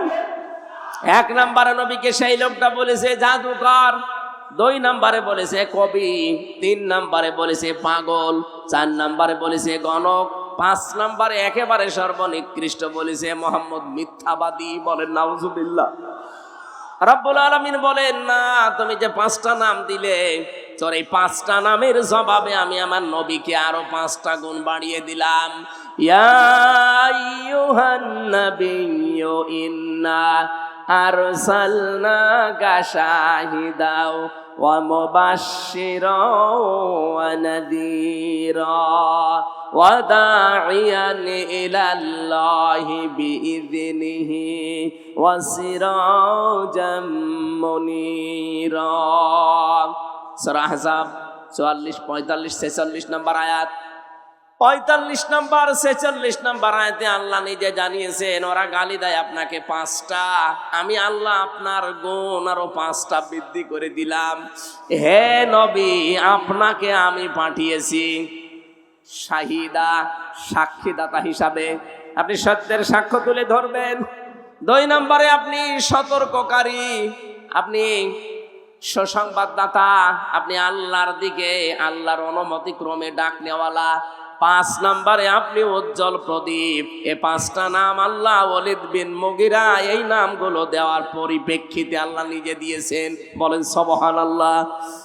এখন নবীজি নেই, নবীর ওয়ারিসদেরকে আজ যারা চিন্তা ভাবনা করে করে নতুন নতুন নাম দিচ্ছেন, এই যে এই আয়াতে আছে, ইন্নাহু ফাক্কারা ওয়া কদ্দারা ফাকুতিলা কাইফা কদ্দারা সুম্মা কুতিলা কাইফা কদ্দার। রব্বুল আলামিন বলেন, বহু চিন্তা ভাবনা করে নবীর বিরুদ্ধে এই কথাগুলো দাঁড় করিয়েছিল যে নবীজি গণক, নবীজি জাদুকর, নবীজি কবি, নবীজি পাগল, নবীজি মিথ্যাবাদী। কত নিকৃষ্ট চিন্তা ভাবনা তার। ১৫০০ বছর আগে ওয়ালিদ বিন মুগিরা নবীকে গালি দিয়ে অভিশপ্ত হয়েছে। আল্লাহ বলেন কুতিলা ফাকুতিলা, সর্বনাশ ওই লোকটার জন্য। কাইফা কদ্দারা, কি করে এই চিন্তা তার মাথায় আসলো। আজ বাংলাদেশে কত রাজনৈতিক দলের নেতা দেখছি আলেমদেরকে এখন কোরআন প্রচারের কারণে ধর্ম ব্যবসায়ী বলে গালি দিচ্ছে। ১৫০০ বছর আগে ওরা নবীকে গণক বলেছে, জাদুকর বলেছে, এখন ধর্ম ব্যবসায়ী বলছে, কথা প্রায় একই। আমার তো মনে হয় নবীজি যদি এই মুহূর্তে এই দেশে আসতেন ধর্ম প্রচার করার জন্যে, যারা জালেমদেরকে, নবীর উত্তরাধিকারীদেরকে ধর্ম ব্যবসায়ী বলে গালি দেয়, আমার মনে হয় ওরা নবীজিকেও ধর্ম ব্যবসায়ী বলে গালি দিত। আল্লাহ পাক বলেন সুম্মা কুতিলা কাইফা কদ্দারা, আমি আবার বলছি ওরা সর্বনাশ, ওদের জন্য ধ্বংস, সর্বনাশ, ওদের উপরে লানত, আমি আল্লাহর বরদোয়া যারা এই শব্দগুলো আবিষ্কার করে। আজ বাংলাদেশে যারা আলেমদের নামের শেষে আগে কত রকমের শব্দ আবিষ্কার করছেন, কেউ আলেমদের নামের আগে পরে লাগিয়ে দেয় এটা তেতুল হুজুর। কথা বলে না কেন? আল্লামা দেলাওয়ার হোসাইন সাইদের নাম তারা পাল্টিয়ে দিয়ে দিয়েছে দেলু শিকদার। দেলু শিকদার দেয়নি, শহীদ আব্দুল কাদের মোল্লা তার নামও পরিবর্তন করে দিয়েছে কসাই কাদের। আসল নামে বিচার করলে আপনি তাকে পেতেন না, কারণ সেই সময় সে ছাত্র ইউনিয়ন করত। আপনি তার নাম পাল্টিয়ে বিচার করে এমন জায়গায় পাঠিয়ে দিলেন, আল্লাহ যেন তাকে শাহাদাতের মর্যাদা নসিব করেন, বলেন আমিন।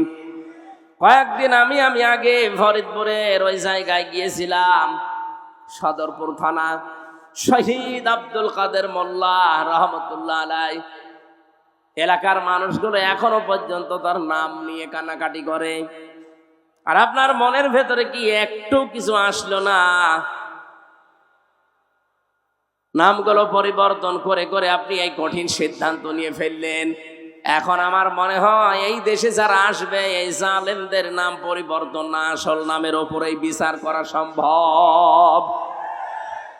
এরা যদি একজন মানুষ হত্যার দায়ে তাকে হত্যা করে ফেলতে পারে, আপনি তো মানুষ মেরেছেন ২৭৩২ জন, ২৭৫টা মার্ডার মামলা অলরেডি হয়ে গেছে আপনার নামে। একজন মানুষ মারলে যদি একজনকে মেরে ফেলা যায়, ২৭৫টা মামলা যার নামে, তাকে ২৭৫ বার মারা যাবে। এমনি তো মরে গেছে, ও ছাতা মারবেন কবে আবার? এই জন্য মানুষের বিরুদ্ধে যে নাম তৈরি করে, বিশেষ করে নবীদের, নবীর উত্তরাধিকারীদের, এদের জন্য বরদোয়া কার? আরো জোরে বলেন। ১৫০০ বছর আগে আল্লাহ যদি এই বরদোয়া দেয়, আল্লাহ যেন এখনো এই বরদোয়াটা এই দেশে যারা বুঝে শুনে আলেমদের বিরোধিতা করে তাদের উপরে লাগিয়ে দেন।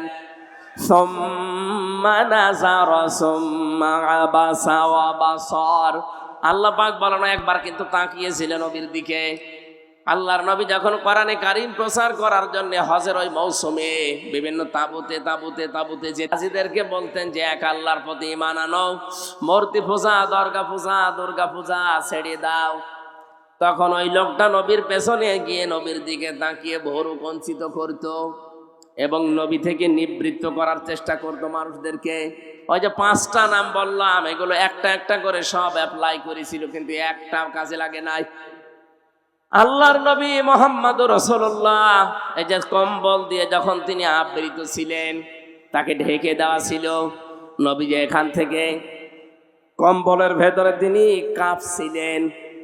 আল্লাহ আয়াতগুলো নাযিল করে জানালেন, ইয়া আইয়ুহাল মুদ্দাসসির, হে কম্বলওয়ালা, কাঁপার জন্য আপনাকে আমি পাঠাইনি। কোম, দাঁড়ান, ফাংজির, মানুষকে সতর্ক করেন, ও রব্বাকা ফাকাব্বির, আপনার রবের বড়ত্বের কথাগুলো তুলে ধরেন।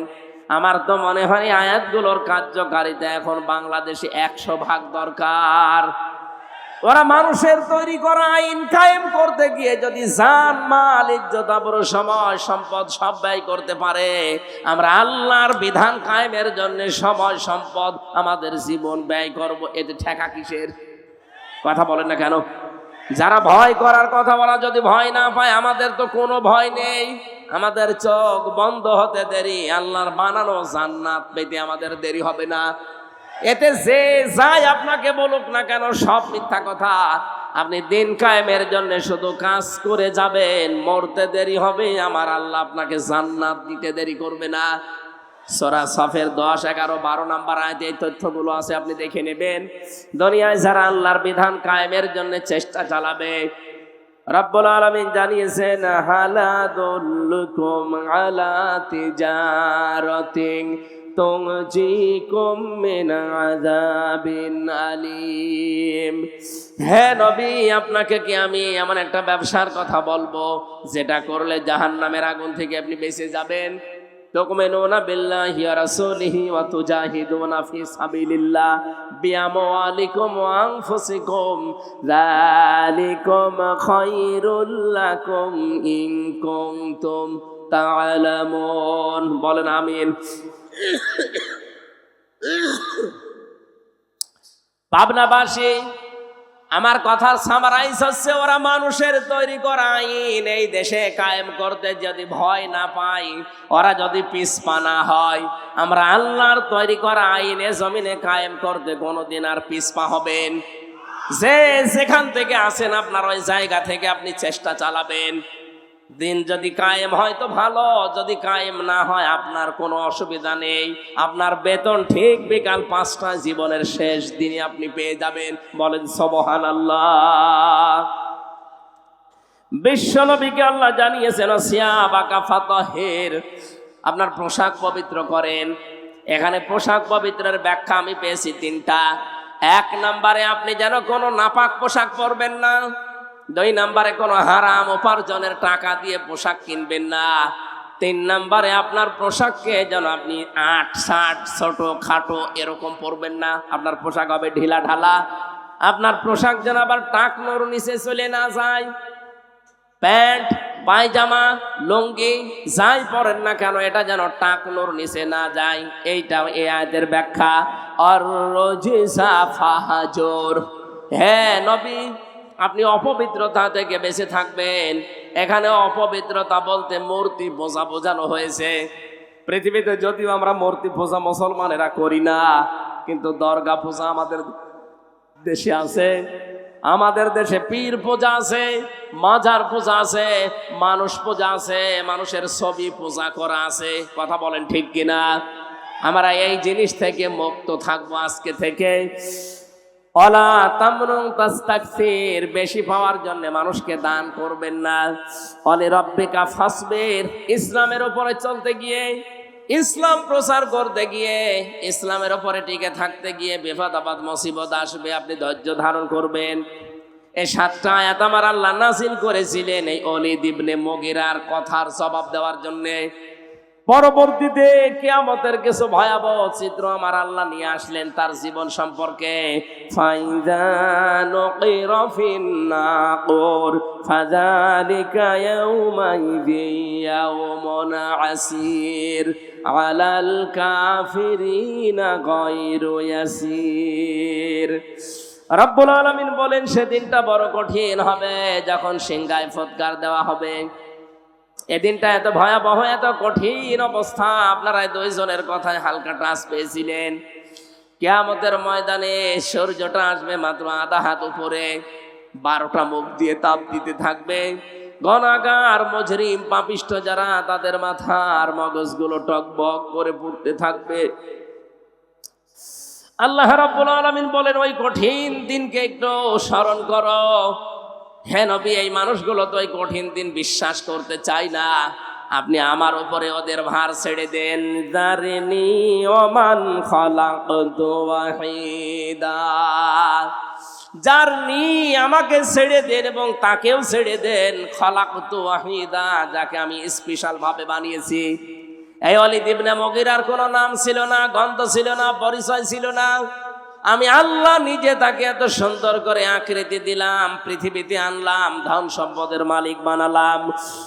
وَجَعَلْتُ لَهُ مَالًا مَمْدُودًا।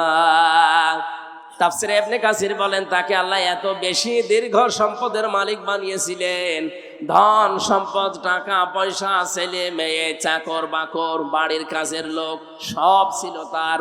অবানিনা শুহুদা, তার সন্তানাদি এবং তার সঙ্গী আল্লাহ ভরপুর করে দিয়েছিলেন। অমাহাত্তু লাহু তামহিদা, তাকে ভোগের সামগ্রী পর্যন্ত ভরপুর আল্লাহ দিয়েছিলেন। ভোগ করতে যা লাগে সব আল্লাহ তার আয়ত্তে এনে দিয়েছিলেন। সুম্মা ইয়াতমাউ আন আযীদা, কিন্তু তার পেট ভরেনি। যত দিয়েছি ও আরো চেয়েছে। এই স্বভাব এখনো আমাদের অনেকের ভেতরে আছে না নেই? কথা বলেন না কেন? অনেক আলেমের ভেতরে, অনেক পীরের ভেতরে, অনেক ইমামের ভেতরে, অনেক মুসলমানের ভেতরে এই স্বভাবটা এখন বিদ্যময়, একেবারে বিধিবদ্ধ হয়ে গেছে। যত আছে আরো তত চাই। ইত্তাবিউ মাল্লা ইয়াসালুকুম আজরাও ওয়া হুম মুহতাদুন।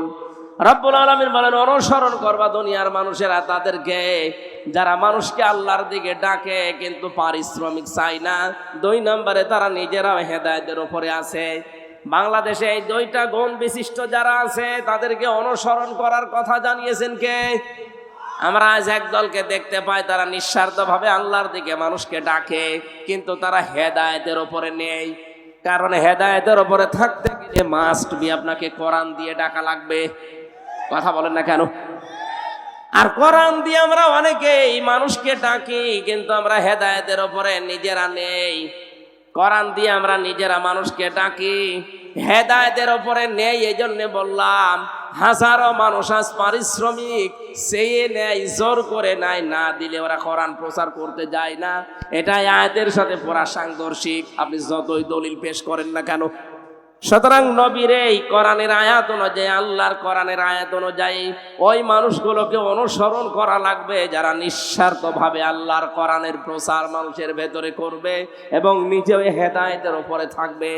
আমরা বাংলাদেশে অনেকগুলো মানুষকে পেয়েছিলাম, তার ভেতরে এখানে যিনি কথা বলতেন আল্লামা সাঈদী রহমতুল্লাহ আলাইহি। কথা বলেন ঠিক কিনা? তার ইখলাসের কারণে, তার ভেতরে যে আল্লাহর প্রতি তাওয়াক্কুল ভরসা ছিল, তিনি যে উজরত ছাড়া আল্লাহর কোরআনে কারিমকে প্রচার করতেন, এই জন্য আল্লাহ তাকে আজ পর্যন্ত চিরন্তন করে রেখে দিয়েছে। আমরা তাদের অনুসরণ করতে চাই, আল্লাহ তৌফিক দেন, বলেন আমিন। আল্লাহ বলেন ওই লোকটাকে উদ্দেশ্য করে যে ওয়ালিদ, আরো চাও, আরো চাও। ইন কাল্লা ইন্নাহু কানা লিআয়াতিনা আনিদা সাউরহিকুহু সাউদা। না, তোমাকে আমি আর আমার নিদর্শন, আমার টাকা পয়সা, আমার অর্থ সম্পদ, আমার প্রভাব প্রতিপত্তি, ধন দৌলত আমি আর দেব না। কারণ এগুলো পেয়ে তুমি আমি আল্লাহকে ভুলে উদ্যত প্রকাশ করেছো। সুতরাং আল্লাহর নিয়ামত পাওয়ার পরে যারা নিয়ামতের শুকরিয়া আদায় না করে আর উল্টা পাল্টা কাজে নিজের জীবনকে জড়িয়ে দেয়, আল্লাহ বলেন সাউরিহিকুহু সাউদা, অতি শীঘ্রই আমি আল্লাহ তাকে সাউদ, এটা জাহান্নামের একটা পাহাড়ের নাম। তার মানে দুনিয়ায় যদি আল্লাহ বিপদে তাকে নাও ফেলে, মরণের পরে মহা বিপদ এসে পড়বে। যারা সম্পদের সুষ্ঠু বন্টন করতে চায় না, যারা কোরআনকে আল্লাহর বাণী হিসাবে বিশ্বাস করে না, মানে না, কোরআনওয়ালা মানুষদেরকে যারা কষ্টের ভেতরে ফেলতে চায়, আল্লাহ আমাদের এই মানুষ থেকে হেফাজত করুন, বলেন আমিন। রব্বুল আলামিন এরপরে জানিয়েছেন, সুম্মা আদবারা ওয়াস্তাকবারা ফাকালা ইন হাযা ইল্লা সিহরুন ইউসার ইন হাযা ইল্লা কাওলুল বাশার সাউসলিহি সাকার ওয়া মা আদরাকা মা সাকার লা তুবকি ওয়া লা তাযার লাওয়াহাতুল লিল বাশার আলাইহা 19। ও বাংলার মানুষেরা, কোরআনের বক্তব্যগুলো সহজ সরল ভাষায় দেওয়ার পরে যাদের বিশ্বাস হয় না, যারা উল্টা দিকে মন নিয়ে চলে যান, তাদের সম্পর্কে আয়াতগুলো রব্বুল আলামিন বলেন, এই লোকটা এতবার করে মুখ ফিরিয়ে নেয়, অহংকার করে চলে যায়, যা বলে বলুক, এরকম বহু কথা শুনেছি না। এই কথা যদি কেউ মনে করে এ কোরআন মানুষের তৈরি করা, মানুষ বানিয়েছে এটা, রব্বুল আলামিন বলেন এই মানুষগুলোকে অতি শীঘ্রই আমি সাকারে দেব। তার মানে শুধু মরতে দেরি হবে, সাকারে আল্লাহ ফেলে দেবে, মরণের আগেও তাদের জীবনটা সাকারময় করে দেবে। বলেন নাউজুবিল্লাহ। ওমা আদরাকা মা সাকার, আপনি জানেন এটা কি? জাহান্নামের একটা দরজার নাম। কি আছে এই দরজা দিয়ে প্রবেশ করলে? আল্লাহ পাক বলেন লা তাবকি ওয়ালা তাজার, আস্ত ছেড়ে দেবে না, বাকিও রাখবে না। একেবারে আস্তও ছেড়ে দেবে না, বাকিও রাখবে না। লাওয়াহাতুল লিল বাশার, এই দরজা দিয়ে যারাই প্রবেশ করবে আল্লাহ আগে তাদের চামড়া খসিয়ে নেবে। বাংলার মুসলমানেরা কত ভয়ঙ্কর একটা ঘর আল্লাহ বানিয়েছে, যারা সত্যকে সত্য জানার পরে অহংকার করে মুখ ফিরিয়ে চলে যান তাদের জন্য। আর বাংলাদেশে এই রোগের রোগী বেশি, কারণ এত তাফসির মাহফিল পৃথিবীর কোনো দেশে হয় না। কোরআন দিয়ে মানুষকে ডাকায় এই বাংলাদেশের মতো কোনো দেশে আমি পাইনি। এত ডাক দেওয়ার পরেও যারা ফিরে আসতে চান না, খালি উল্টা পাল্টা মনে করে, অহংকার করে যারা উল্টা দিকে ফিরে যান, আপনার জন্য কিন্তু সাকার অপেক্ষা করছে। এর বর্ণনা আল্লাহ নিজে দিয়েছেন, কাল্লা, কখনোই না, সাকারে তোরে প্রবেশ করাবো। এটা এমন একটা ভয়ঙ্কর জায়গা, ঘরে ঢুকলে আগে চামড়া খুশি যাবে। ইন্না শাজারাতা যাক্কুম তুআমুল আসিম কাল মুহলি ইয়াগলি ফিল বুতুনি কাগলিল হামিম খুযুহু ফাতিলুহু ইলা সাওয়াইল জাহিম সুম্মা সাব্বু ফাওকা রাসিহি মিন আযাবিল হামিম যুক ইন্নাকা আনতাল আজিজুল কারীম ইন্না হাযা মা কুনতুম বিহি তামতারুন। বলেন আল্লাহু আকবার। রব্বুল আলামিন এমন একটা চিত্র এখানে চিত্রায়িত করেছেন যে জাহান্নামের ভেতরে এই সাকারে যারা পড়বে তাদেরকে সাক্কুম ফল আমি খেতে দেব। ক্ষুধার যন্ত্রণায় যখন তারা দুই হাত দিয়ে সাক্কুম গাছের ফল পেটের ভেতরে দেবে, গলার ভেতরে যাওয়ার পরে সামনেও আসবে না, ভেতরেও যাবে না, মাঝখানে থাকবে। এটা ছড়ানোর জন্য তারা জাহান্নামের ফেরেশতাদের কাছে বলবে পানি দেন। তাদের নিজেদের রক্ত আর পুষ গরম করে যখন তাদের সামনে ধরা হবে, মুফাসসির জানিয়েছেন এটা যখন এই চলের কাছে আসবে এত গরম হবে, এই নিজের ঠোঁটের মাংসগুলো সব খসে বসে ওই পাতিলার ভেতরে পড়বে। গরম টকবগে এই পানিগুলো নিজের পেটের ভেতরে যাবার পর আল্লাহ বলেন এই মানুষগুলোর নাড়ি ভুঁড়ি যা আছে সব পায়খানার রাস্তা দিয়ে বের হয়ে যাবে। পাবনাবাসী আযাব কিন্তু আমাদের জন্য অপেক্ষা করছে। এই জন্যই বলছি সুম্মা রাসিহি মিন আযাবিল হামিম, মাথার উপরে যখন গরম তেল ঢেলবে, গরম পানি ঢালা হবে, ফেরেশতারা যখন টিটকারি মারবে আমাদের সাথে, যুক মজা সাকো ইন্নাকা আনতাল আজিজুল কারীম। তুমি তো দুনিয়াতে বড় সম্মানিত ছিলে, মানুষ তোমাকে দেখলে চেয়ার ছেড়ে দিত, মানুষ তো আর বুঝতো না তুমি কয় নাম্বার, তোমার আমল তোমার আখলাক ওরা বুঝতো না, তোমার দিনের কাজ একরকম, রাতের কাজ আর এক রকম। এরকম মানুষ দেশে নেই, আছে মানে আমরাই। আমাদের চেহারা দেখে উপরের কাজ বেশ ভালোই লাগে, ভেতরে ভেতরে লোকটা এত নিচে নেমে গেছে, শয়তানও অত নিচে নামে না। এখানে যাদের মোবাইল আছে, ফোন আছে, ফ্যাক্স আছে, বাড়িতে কম্পিউটার আছে, এই মানুষগুলোর জীবনে এত নিকৃষ্ট গোনাগুলো এরা করে শয়তানের ধোকায় পড়ে যে শয়তানও অত নিচে নামে না। এই কথা বলেন না কেন? যাদের মোবাইলে আকাশ সংস্কৃতির মাধ্যমে, ইন্টারনেটের মাধ্যমে এমন এমন জিনিস নামান যেগুলো মা আর ছেলে এক জায়গায় বসে দেখা যায় না, স্বামী স্ত্রী পর্যন্ত এক জায়গায় বসে দেখবে তাও লজ্জা পায়, এমন কোন দৃশ্য যাদের মোবাইলে নামানো আছে এই মুহূর্তে ডিলিট করা লাগবে। নয়তো ফেরেশতারা আযাব দিতে দিতে এই শব্দটা বলবে যুক ইন্নাকা আনতাল আজিজুল কারীম, বড় সম্মানিত ছিল দুনিয়ায়, আজ মজা নাও। আজ তো এখানে মাত্র 20,000 50,000 মানুষ নাই আমরা হব, এখানে যদি আল্লাহ এরকম অপমান করে আপনি অপমানেই মরে যাবেন।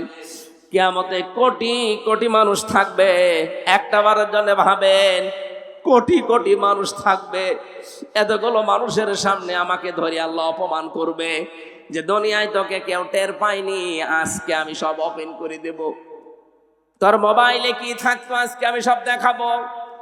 ও বাংলার যুবক সন্তানেরা যারা মোবাইলে এমন দৃশ্য রাখেন, এখনই যদি আপনি মারা যান, আপনার এই মোবাইলটা আপনার বোন ব্যবহার করবে, এই মোবাইলটা আপনার মা ব্যবহার করবে, এই মোবাইলটা আপনার বাবা ব্যবহার করবে। কথা বলেন না কেন? বলেন তো আপনার কি মনে হয় যে মোবাইলটা রেখে গেলেন, যার ভেতরে অর্ধ উলঙ্গ উলঙ্গ ছবি রেখে দিয়েছেন, এমন এমন নাম্বার রেখে দিয়েছেন, বিবাহিত মেয়েদের নাম্বার, পাশের বাড়ির প্রতিবেশীর স্ত্রীর নাম্বার, ভাবির নাম্বার সেভ করে ওলট পালট গল্প করেন যারা, এই মোবাইলটা কিন্তু আপনার বাবা ব্যবহার করলে সব দেখবে। আপনি তো মরে গেলেন, এটা যদি সত্যি আপনার বাবা ব্যবহার করে আর যদি ওই দৃশ্যগুলো মোবাইলের ভেতরে পায়, তো কি ধারণা করবে আপনার প্রতি আপনার বাবা বলেন। সুতরাং এই মুহূর্তে আপনার মরণে তো কোনো গ্যারান্টি নেই, বাড়ি যেতে পারবেন গ্যারান্টি আছে? বলেন বলেন, কোনো গ্যারান্টি নেই। এই মুহূর্তে ডিলিট করা লাগবে। যেটা নিজে দেখলে ভালো লাগে, আবু তালেব সাহেব দেখলে আপনি লজ্জা পান, আপনি শরম পান, এরকম কোন দৃশ্য থাকলে আল্লাহর ভয়ে এই মুহূর্তে ডিলিট করা লাগবে। কারা কারা করবেন হাত তোলেন তো। হ্যাঁ, কি আছে মোবাইলে দেখি, এদিকে আসেন। না, আমি হাসির খোরাকি দেওয়ার জন্য বলি নাই, হাজারো মানুষের এরকম চরিত্রের অবক্ষয় কিন্তু আরম্ভ করে ফেলেছে শয়তান। কথা বলেন না কেন?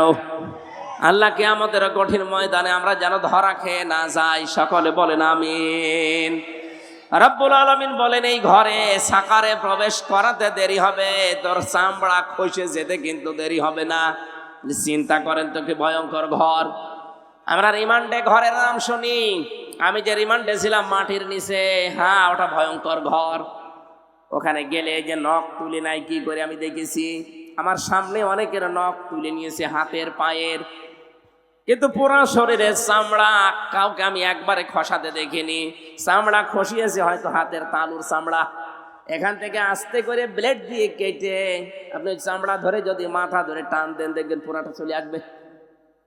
আমি নিজে দেখেছি, একজনের চট্টগ্রামে বাড়িয়ে ছেলেটার আমার সামনে দিয়ে নিয়ে গেল, কিছুক্ষণ পরে দেখি কাঁদতে কাঁদতে আসছে।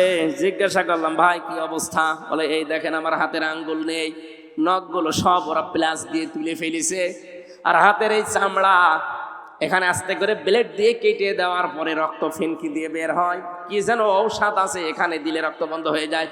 তখন এই মাথা যে চামড়া বেরিয়ে আসে, ওই চামড়াটা একটা মেশিন ধরে টান দেয়, পুরা চামড়া চলে আসে।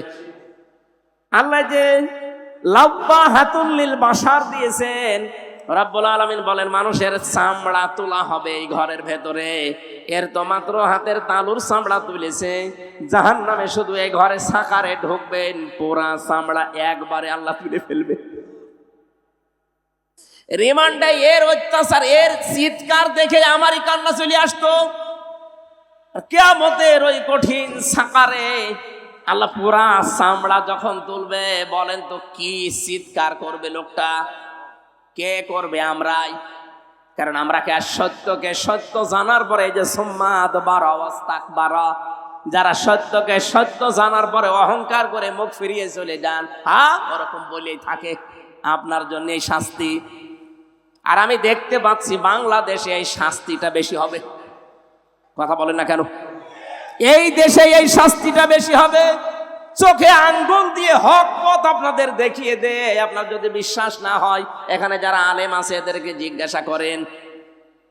কোরআনে কারীম জানিয়েছে, ওয়ালাম্মা রাআল মুমিনুনা আল আহজাব ক্বালু হাযা মা ওয়া'আদানাল্লাহু ওয়া রাসূলুহু ওয়া সাদাকাল্লাহু ওয়া রাসূলুহু ওয়া মা যাদাহুম ইল্লা ঈমানা ওয়া তাসলিমা।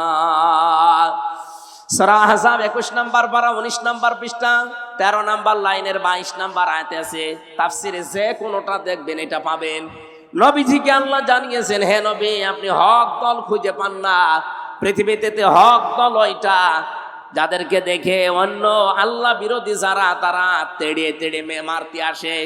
বাংলাদেশে কত দল আজ ইসলামের কাজ করছে, দেখেন তো কোন দলের ওপরে বাতিলের টার্গেট নেই, শুধু একটা দলকে ওরা দাবিয়ে রাখতে চায়। আপনি হক দল খুঁজে পান না মানে এই আয়াতের তাফসীর পড়বেন, দেখবেন এই দেশে হক আপনি যদি চিনতে নাও পারেন, বাতিলরা কিন্তু চিনে ফেলেছে। ওরা জানে যে এই দেশে আল্লাহর কোরআন কায়েম করতে চায় কারা। ওরা এটাও বিশ্বাস করে যে কোনোদিন তাহেরির দ্বারা এদেশে কোরআন কায়েম হবে না। ওরা বিশ্বাস করে নজিবুল বছর মজভণ্ডারির দ্বারা জীবনেও কোরআন দেশে কায়েম হবে না। ওরা বিশ্বাস করে আটরশির দ্বারা দেশে কোরআন কোনোদিন কায়েম হবে না। ওরা বিশ্বাস করে ফেলেছে কোরআন কায়েম হতে হলে একামতে দিনের কর্মীদের দ্বারা হবে। ওদের সবার টার্গেট এখন ঠেকাও, একামতে দিনকে ঠেকাও। আল্লাহ বলেন না, এদেরকে ঠেকাতে কেউ পারবে না। অনরিদু আন্নামুন্না আলাল্লাযীনা ইসতাদঈফু ফিল আরদ। জমিনে ফেরাউন একটা দলকে দুর্বল করে রাখতে চেয়েছিল কোন ঠাসা করে, সেটা মুসা নবীর দল। আর আমি আল্লাহ ইচ্ছা করলাম তাদের উপরে অনুগ্রহ করে জাতির ইমাম তাদেরকে আমি বানিয়ে দেব। আল্লাহ মনে হচ্ছে তাই বানিয়ে দিয়েছে। সারা দেশে এখন দেখেন ইসলামের জয়কার চলছে। কথা বলেন না কেন? শুধু ইমাম বানাবো না, জমিনের উত্তরাধিকারী তাদেরকে আমি বানাবো। অনুমাক্কিনা লাহুম ফিল আরদ, জমিনের শাসন ক্ষমতাও তাদেরকে দেব। অনুরিয়া ফিরআউনা ওয়া হামানা ওয়া জুনুদাহুমা মিনহুম মা কানু ইয়াহদারুন। আমি আল্লাহ ওদেরকে দেখাতে চাই, ফেরাউন হামান আর ওদের সৈন্যবাহিনীকে, ওরা যাদেরকে ভয় পেত তাদেরকে আমি জমিনের শাসন ক্ষমতা দিয়ে ওদেরকে আমি দেখাতে চাই।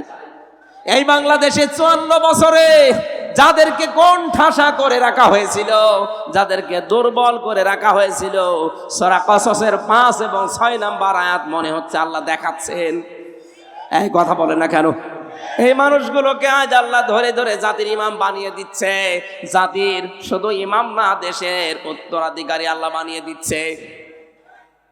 আল্লাহ এবার শাসন ক্ষমতায়ও বসাবে, কারণ কোরআনে কারিম 100 ভাগ আমরা বিশ্বাস করি, নাকি 98 ভাগ? আরো জোরে, অনুমাক্কিনা লাহুম ফিল আরদ। আল্লাহ বলে আমি নিজে তাদেরকে জমিনের শাসন ক্ষমতায় বসাবো। এইটা এখন দেখতে বাকি আছে। আর আমার বিশ্বাস কোরআনের উপরে 100 ভাগ আছে। এই জন্য আমি দৃঢ় বিশ্বাস নিয়ে বলতে পারি সামনের দেশ হবে কোরআনের দেশ। সামনের সংসদ হবে কোরআনের সংসদ। এটা আমরা দেখতে চাই না? চর্ম চোখে যেন আল্লাহ দেখার তৌফিক দেন। 56,000 বর্গ মাইল এইটা দিয়ে চলছে, জোরে বলেন আমিন।